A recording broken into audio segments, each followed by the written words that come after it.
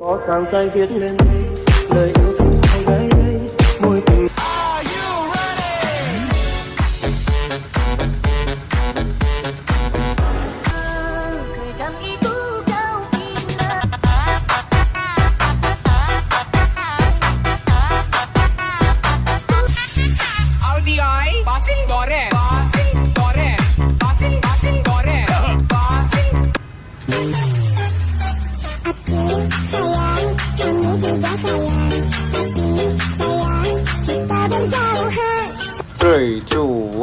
go！ 草原最美的花，火红的萨日朗。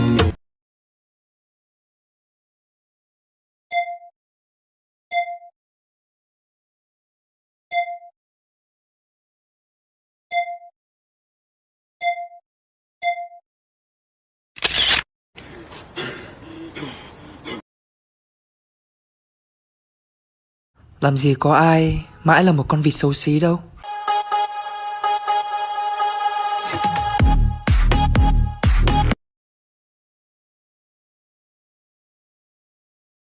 Mẹ thì vừa sai rồi thôi, vừa sai tụi mình lâu là thành lưỡi vừa sai tụi mình đùa là thì lưỡi vừa nó số bùi rồi hết á. Này bạn ơi, sao bạn cứ mang khẩu trang mãi thế? Hiện tại đang có dịch nên mình xin phép đeo khẩu trang để phục vụ ạ. Làm gì có, xấu gái chứ gì. Cởi ra xem nào.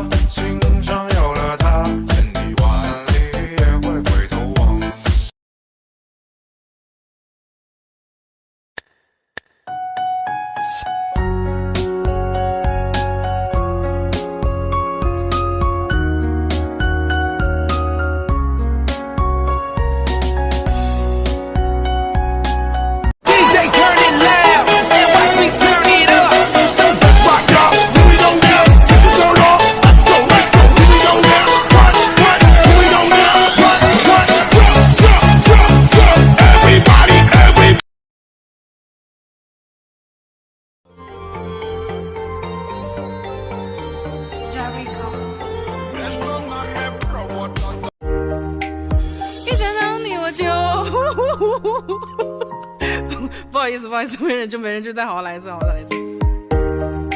一想到你我就。